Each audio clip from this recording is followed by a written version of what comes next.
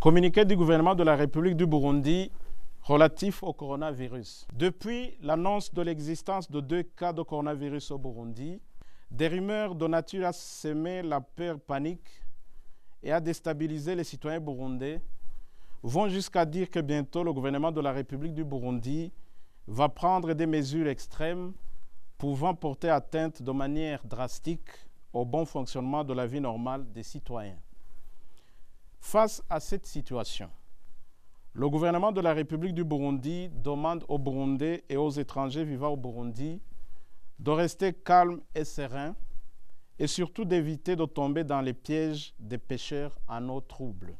Le gouvernement de la République du Burundi rassure et tranquillise tous les citoyens burundais que jusqu'à présent, le gouvernement n'a pas encore pris d'autres mesures différentes à celles déjà prises et demande plutôt à la population burundaise et aux étrangers vivant au Burundi de respecter scrupuleusement les mesures déjà prises. Celui qui ne le respecte pas s'expose à la rigueur de la loi. Le gouvernement de la République du Burundi suit à la loupe l'évolution du coronavirus dans notre pays et tient compte de l'intérêt supérieur de la population et du pays, à l'instar d'un bon père de famille qui doit veiller au bien de ses enfants et de sa famille dans la prise des décisions.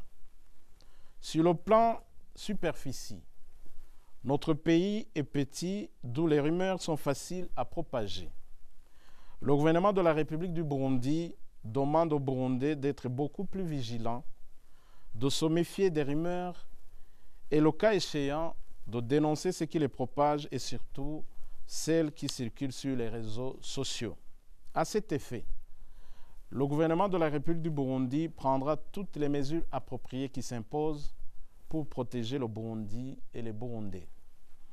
Le gouvernement de la République du Burundi met en garde certains commerçants qui, profitant de cette situation, augmentent d'une façon exorbitante les prix des produits, ce qui provoque chez la population la précipitation de faire des stocks dans leurs maisons alors que les activités quotidiennes continuent de s'exercer normalement.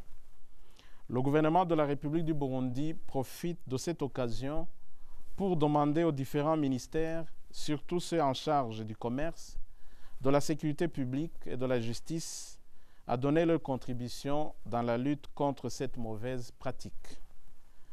Lutter contre le coronavirus est un combat comme tant d'autres.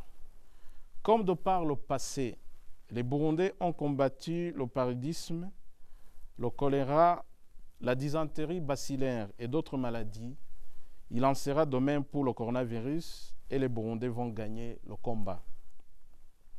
Tout en continuant de travailler, le gouvernement de la République du Burundi demande aux Burundais de continuer de prier et d'implorer Dieu pour que le coronavirus soit vaincu. En définitive, le gouvernement de la République du Burundi rassure que s'il advenait qu'il arrive à prendre d'autres mesures en fonction de l'évolution du coronavirus, ces dernières seront prises dans l'intérêt supérieur des citoyens et du pays et prendra soin de les communiquer par voie appropriée et via les institutions compétentes. Fait à Bujumbura le 2 avril 2020, le secrétaire général du gouvernement et porte-parole du gouvernement.